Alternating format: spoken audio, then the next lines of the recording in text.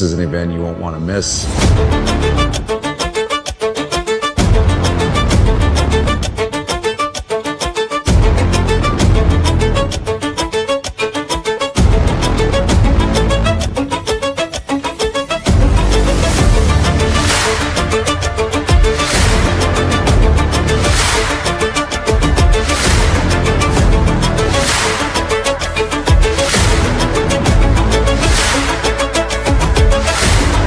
I think the number one thing that I take away from this is the challenge. You're always challenged on multiple levels, mentally, physically, spiritually. We've been challenged every day since we've been here.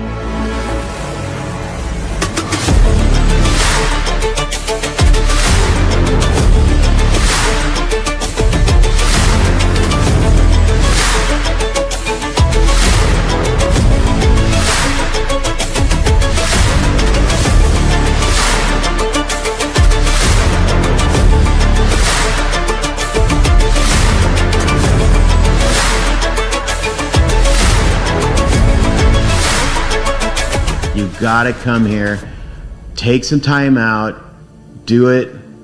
It's a great experience. You'll never forget it.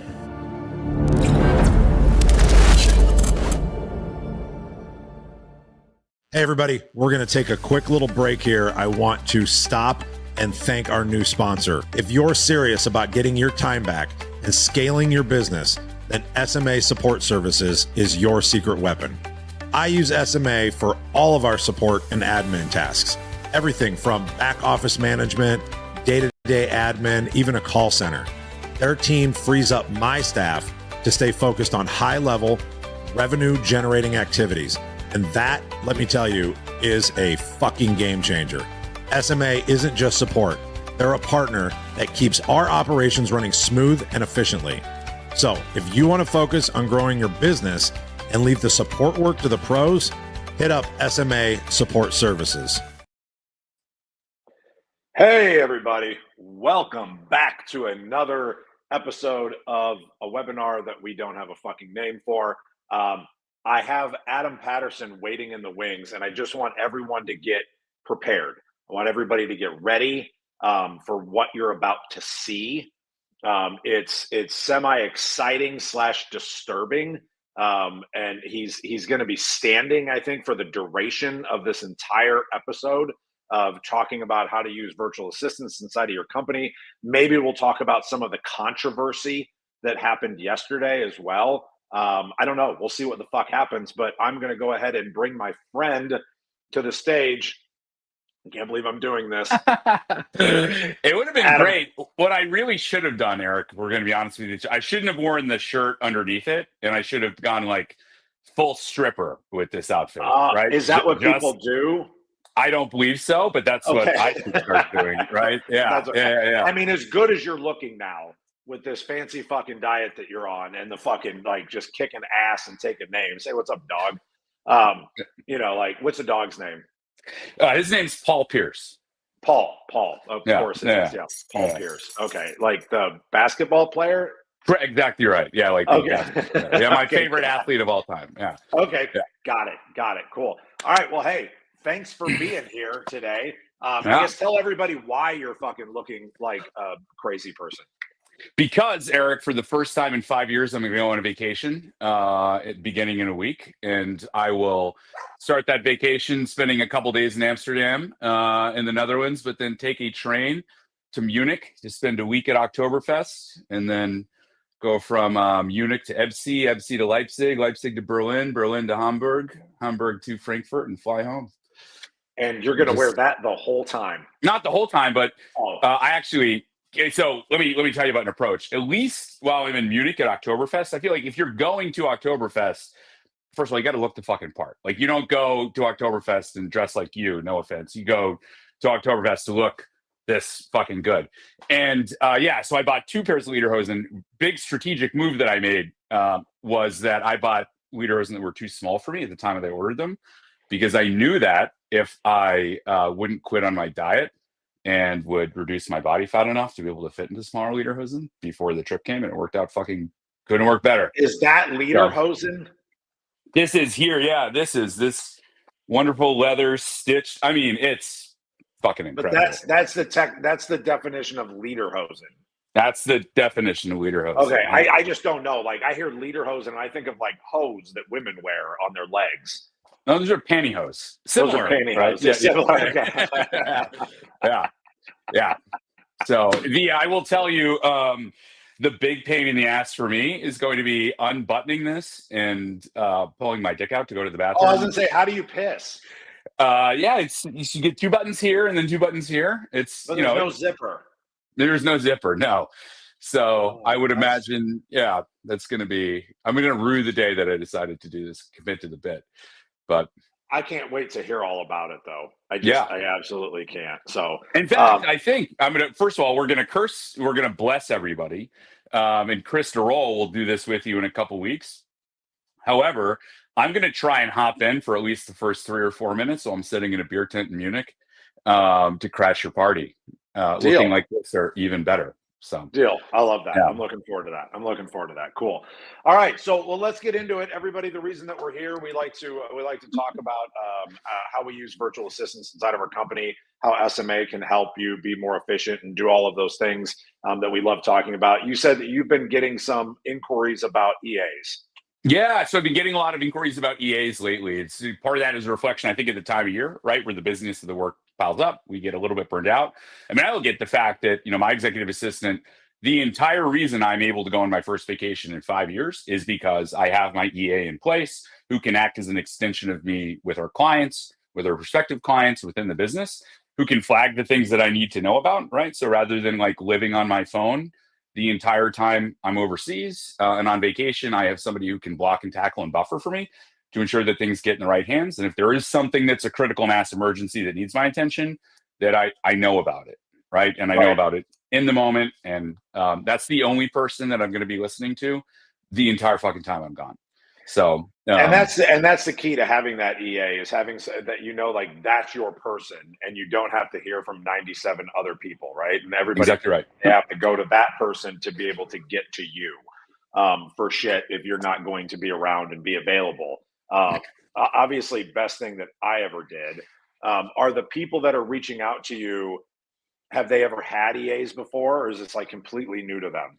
No, it's a really new concept. And, and it's interesting is one of the things that I always encourage folks to think about, right? Is like your EA it is not your dumping ground. It's an extension of you, right? Mm-hmm. It's a force multiplier. And so like inevitably there are things certainly that you might work on day to day that are incredibly sensitive information.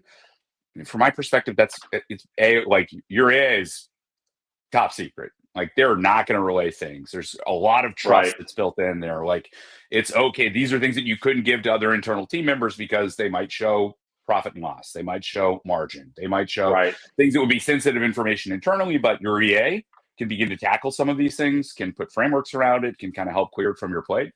And a lot of that I think is kind of pile A. Pile B, I would say there's like what I call the undercapitalized component of our work, right? The things that we wish that we could do and don't get an opportunity to do. And my EA makes my life substantially easier. Yours, in fact, ensures that our sponsorship for Be Authentic or Get the Fuck Out gets in my hands immediately every single month to get that invoice paid, which I know like you don't have the time, interest, or need to be chasing that shit around, right? I also don't like asking for money. So sure. I mean, it's one of the reasons I have an accounting department and that I have, you know what I mean? Like, and if I need to send bills for personal stuff that I'm doing, like if I'm doing speaking engagements or I'm doing sponsorships or whatever it is, it's like, hey, Maria, could you send that out for me? Like, I'm going to start doing bachelorette parties if we're going to be honest with each other. And that's right there. and you could have your EA send the invoice for said bachelor 100%, party so that you don't have to ask. Well, let's back up. Let's back up a minute. We're not, bachelorette party. Eric. Oh, did I say bachelor party? Yeah. I bet you could get paid more for a bachelor party. If it was like, you're probably right. Yeah. I mean, if the whole idea is, is it fun or is it money? I mean, like at that point, you got to choose which one you really want to do. So exactly if somebody comes on and says, okay, I want to have an EA, where are you going to start them with? Like, here's things to unload. Like how are you going to get them started? Yeah, the most common thing I run into is that people underestimate the capacity of their EA, right? Yeah. So like when they come to me, they tend to think like, oh, there's all these like little tiny things, like they'll organize my emails and they can respond to easy things, or they can just like schedule calls and appointments for me. And that's like something that's a pain in the ass for me and I don't get to deal with it, right? No, it's like 5% of what they're capable of doing.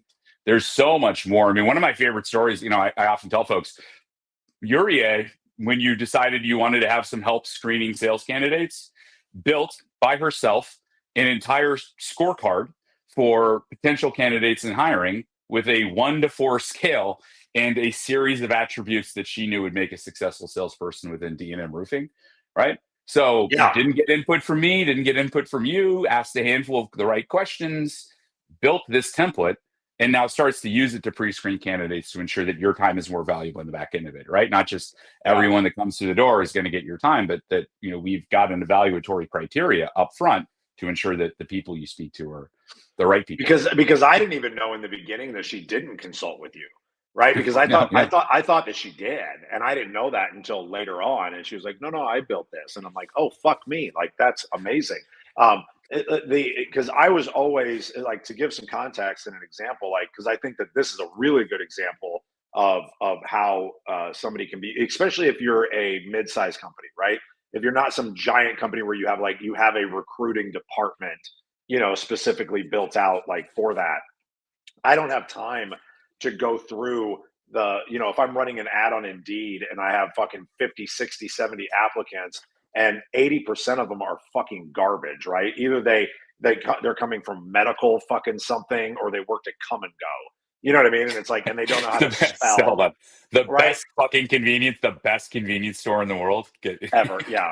I call it ejaculate. I call it ejaculate and leave. I think it's better than Come and Go. But which is often what happens in the bathroom. but for her to be able to go through this, like we got one yesterday. I just happened to see it go through, and a guy wrote an email back and just said, "To who it might concern," and I was like, "Just fucking make that one go away." I was like, if they can't spell might, no, right? Like, just fucking get rid of them. I don't have the time to go through all of those. What I do have the time for is like, hey, we went through 50 of these and 3 of these are like really good. Can you have a 15-minute call with them to see if you like them? Absolutely. Like now we're at my level of like, these are the conversations that I want to have, right? And not the mundane asking questions to try and get them scored. Like that's been a complete game changer, especially as we're trying to build our team at our Texas branch, So like that's a huge get that people don't think about, because I didn't think about it until you and Maria brought it to me. Yeah. We have another, mid-sized client that we work with. The owner was doing all of the job costing, all the inputs, all the crew payments, et cetera, et cetera. Our EA took that off of his plate, built an Excel file so that she could input the information. And when things looked out of line, i.e. like usually we pay 110 a square and we're paying 130 here, we might want to look at that. Like, or like, hey, our price on this SKU didn't match what we've paid on other invoices. We might want to dig in a little bit more detail. So now all of a sudden that owner, rather than inputting all the information, cutting checks, reviewing everything line by line, can open an Excel file and go, okay, that looks interesting. I'm going to look at that, right? That looks interesting. I'm going to dig into that a little bit more. And they're giving back that gift of time, right? And as you're a mid-sized organization, like the most important thing that you can do in that moment as an owner is extend the reach of your brand, right? Extend the reach of your brand in market, do strategic things in market, one-to-many marketing, things that, fucking job costing and crew payments don't allow you to do. So no. And it's like you said, it's having a backstop, right? Having a backstop that you trust. And to be completely transparent, like it takes a minute to build that trust level, with that person for sure. I've just been very, very fortunate. Like, I mean, I got paired up with like the best person in the world, but like everybody gets, you find that person that works with you, and you end up building that trust level with them, and you have that backstop where like, because I know as an owner, like when I was starting to grow and whatever, I would have sleepless nights over forgetting something, right? I would literally have like dreams and nightmares of like, oh my God, I don't think I ever followed up with that person. And that was a $20,000 or a $40,000 job. And like, oh my God, did I ever send that in? did that ever get job cost? That didn't happen? Oh my God, I forgot to write that down. I forgot to do that. Right. Yeah. And like the relationship that I have and like the way that we have our SOPs built out is like, I literally pick up my phone and send a voice memo and is like, hey, we need to do this, this, this, and this. Can you put this on my list of tasks to do and schedule a time so that we can get together and execute this and bring anybody to the meeting that needs to be able to help us with that? Boom, Yeah. I'm done. And then it all gets fucking handled in the background. And then I see a meeting on my calendar for Thursday at 2:00. You know, Yeah, and I'm like, I mean, cool, that's yeah. getting done. Yeah, that's I mean, the way that I work with my EA. I mean, one of my favorite things is like at the end of days, if there are things that I've committed to do, emails that I've needed to send out, I'll get a gentle little nudge that says, "Hey, reminder, you told this person that you get this information in your hand. I haven't seen that go out yet. Like, do you want me to gather that for you? Is there anything I can do to make that easier?" Right? Right. And for me, it's the fucking reminder sometimes. Right? Yeah, because a lot of times that shit takes us 5 minutes to do, but we're like, but we go, oh, it's only going to take 5 minutes, so I'll do it later. And then we don't fucking do it because it's like, now I'm tired. Now I'm going to go fucking watch. You know what I mean? Now I'm going to decompress. Whatever. So yeah, actually, for a friend of ours, Woody, because she's currently compiling a bunch of training that we've done for somebody. Woody is going to help immigrate to the U.S. From South Africa. Yes, yeah, and wants to get into the world and work of estimating and roofing estimating. So we're compiling some training that will be helpful for that person. That's cool. Get over here, right? So rather than me take 3.5 hours to locate all that, to scrub it, to right, it's being done. Yeah, the research side is also a huge fucking help. Yeah, like huge help. So, what else? What other kind of inquiries are you getting lately? At the moment, I mean, it's a lot of like we're at that time of year, right, where early in the season is always the sales span, end of the season's the operations span. Right. Is this a hard time for you guys to gain new clients because we're going into like the slower season, or is this a time that you guys pick up and people are like, oh, I can start implementing this now? Yeah, actually, it's the latter more than the prior. Is it? Folks go through the year, go through all of the pain. A lot of, some of the folks that we begin to work with are people that we spoke to in January, February, March. Right. For one reason or another, the time wasn't right then. All the things I told them were going to happen. Right. And we hit that period of time in here, September, October, November, where we think like, okay, I don't want to repeat that fucking mistake next year. Right. Right. Absolutely. Yeah. We start to pick up in that regard. And there's still a lot of folks, folks that build all year that stay fairly busy over the course of the winter. Did you notice that no one is talking about the fact that today's 9/11 because of all the shit that happened yesterday? It's wild, isn't it? Yeah. Like Natalie mentioned it to me earlier. She was like, today's 9/11. And I'm like, what? And she's like, nobody's talking about it because of all the shit that happened yesterday, which is crazy to me. Yeah. Where were you? How old were you? On 9/11 or yesterday? Yeah. I mentioned, I don't know that I should publicly discuss where I was. I was in high school. Something really interesting was happening. And, yes, I don't know. You were in high school. How old were you? I was 16. Oh, okay. So I'm like 4 years older than you, give or take. Yeah. Okay. All right. I remember. I'll tell my story because it's not as inappropriate as your story. But hold on, just as a pause. I wasn't the one being inappropriate in this scenario. No, shockingly enough, it wasn't you in this fucking story that was being inappropriate. It was somebody else. You were just there. Yes, but like because I remember I was living somewhere down in like Southwest Omaha, and if you know Omaha at all, Offutt Air Force Base is in Bellevue, which is just right next to Omaha. And I remember somebody calling me, waking me up, and they're like, dude, you got to check out the fucking TV. I was in like, I don't know, I was a sophomore or junior in college. And they're like, you need to turn on the TV. There's some fucking crazy shit that's going on. And I turn on the TV and I'm like, what the fuck? Like all of us were. And then I remember, like, I can remember the fucking day so vividly because I remember walking outside. It was perfectly calm. The sun was out. It was like the most beautiful day ever in Omaha. There was no wind. There was no noise. There were no planes in the fucking sky at all. And then all of a sudden, I remember looking up and I see fucking Air Force One starting to come down because it was landing at Offutt. Like that was where it got redirected to. And I remember standing in the parking lot of the apartment complex that I lived at the time. And I remember vividly, like, I remember the weather. Isn't that weird though? Like when those kind of days happen, like how you can like I can't fucking remember what I had for breakfast on Monday. Like, no fucking idea. But like, I can vividly, like, I can see the fucking sun in the day and like feel the weather. I know what the temperature was, like everything. Isn't that nuts? Like, yeah, I remember everything about it. Yeah, in the same way. Isn't that correct? Yeah, it's fucking nuts. I mean, and again, every generation's got that, right? Like one generation had Pearl Harbor and you know what I mean? Like, and we have 9/11 and, you know, other people have COVID, I guess. Yes. COVID was a wild time. I mean, maybe. I don't know. Now I'm just making shit up. So, what else? What else do we want to talk about here today and give people some value? Yeah. I guess let me ask you a question, Eric. What's your Okay. Yeah, as you've gone through this season, what's your biggest takeaway that you gathered from it? I mean, every year is a little different. Every season's a little bit different. What have you learned this season that you haven't learned in others?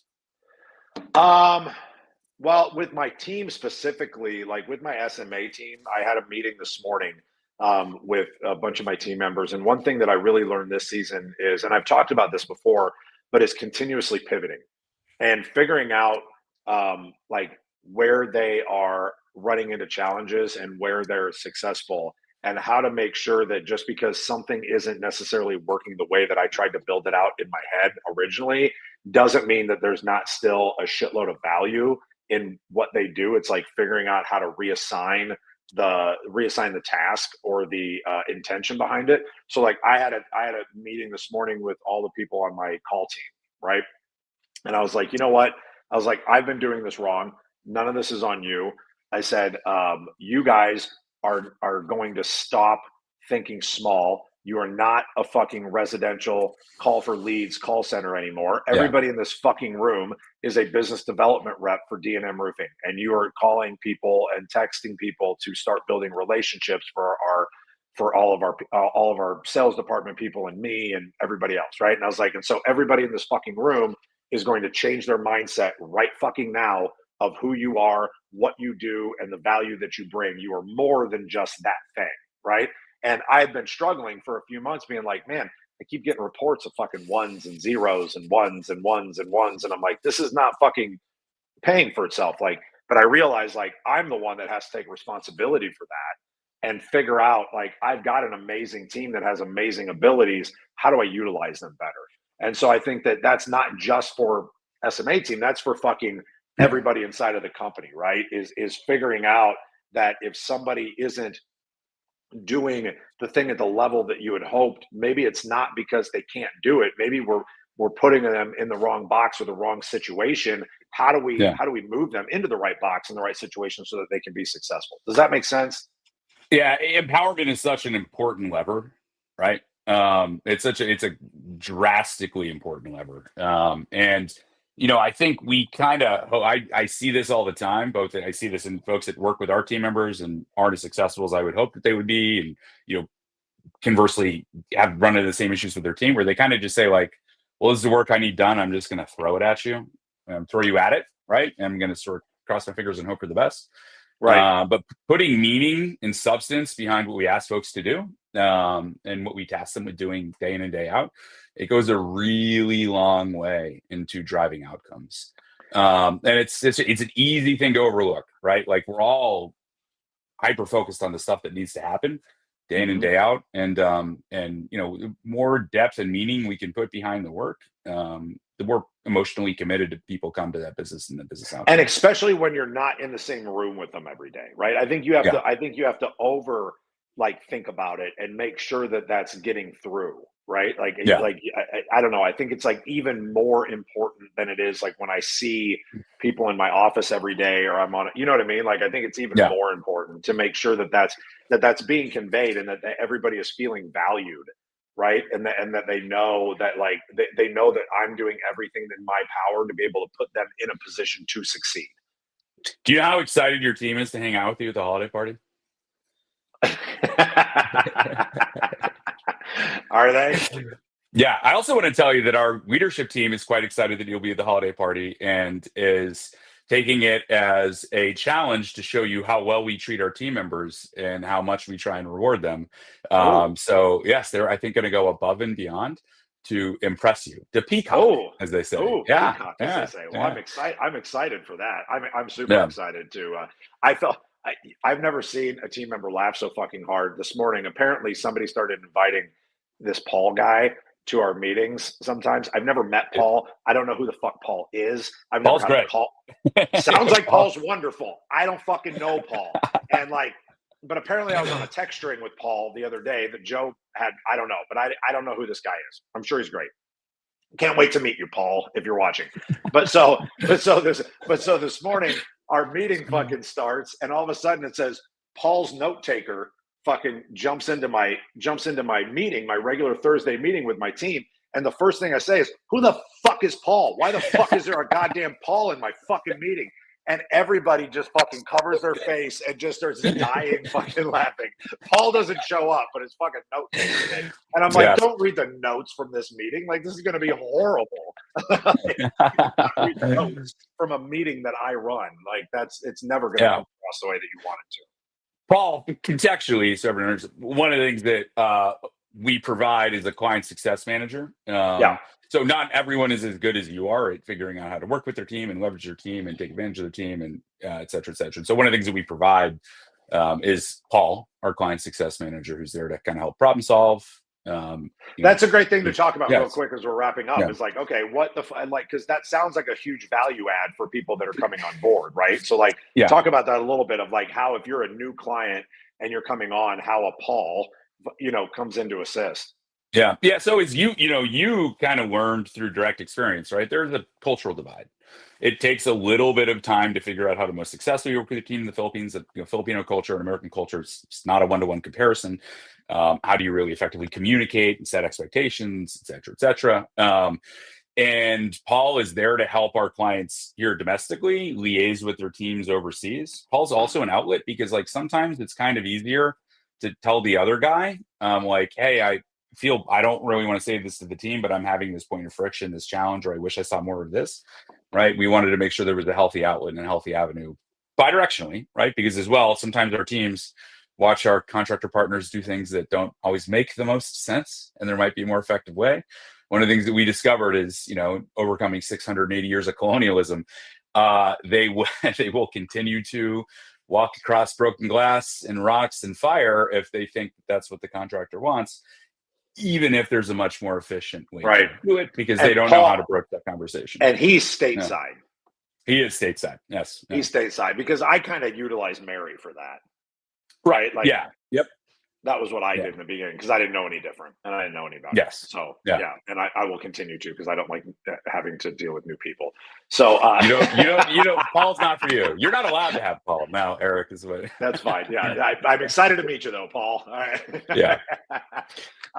Cool, man. Well, hey, I appreciate you being here. I fucking love. Goddamn, I can't lie. I fucking hate the leader hosting. But Fuck off. But I'm happy for you. But I'm happy for you. Right. I mean, I'm not gonna lie and say I think it's cool. It's not. It's not. Yeah. But it's cool for you. It's cool as shit, Eric. It's cool as shit. And I don't need your I don't need your approval, Dad. Fuck you, Dad. But you know what I am excited for? I'm excited for you to be able to wear it in your world, in your environment, and to be part of that fucking cultural experience, because that will be pretty cool. It'll be great. My question is though, will the locals support it or ridicule it? They actually prefer it. Yeah, so they like when people come to Oktoberfest, they prefer that they wear traditional wear.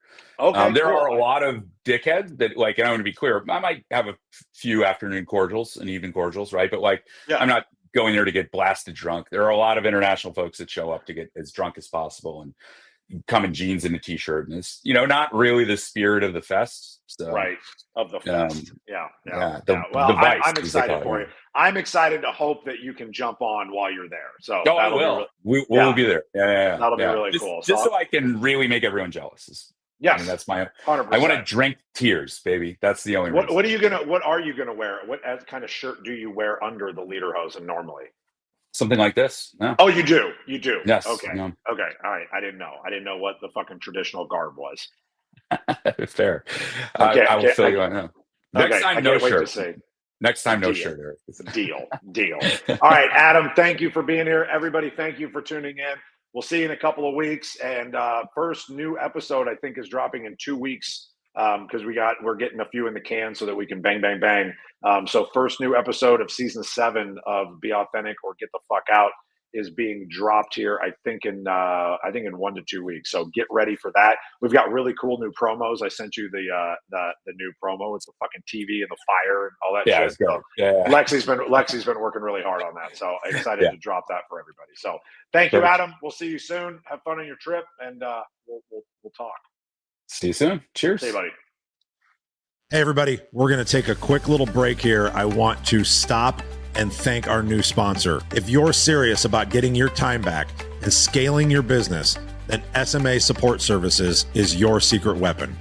I use SMA for all of our support and admin tasks. Everything from back office management, day-to-day admin, even a call center. Their team frees up my staff to stay focused on high-level, revenue-generating activities. And that, let me tell you, is a fucking game changer. SMA isn't just support. They're a partner that keeps our operations running smooth and efficiently. So if you want to focus on growing your business and leave the support work to the pros, hit up SMA Support Services. This is an event you won't want to miss.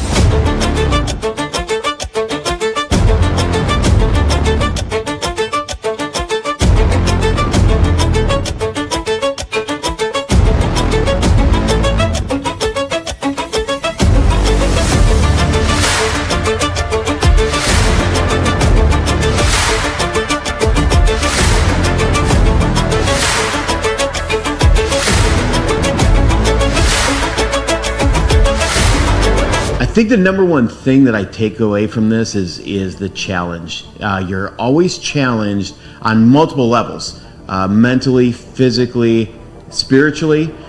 We've been challenged every day since we've been here.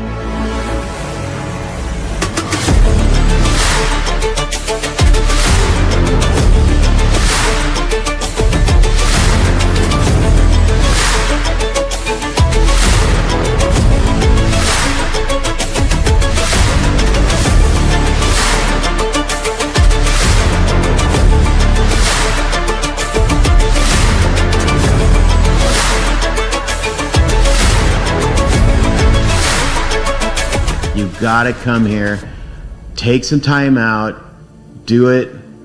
It's a great experience. You'll never forget it.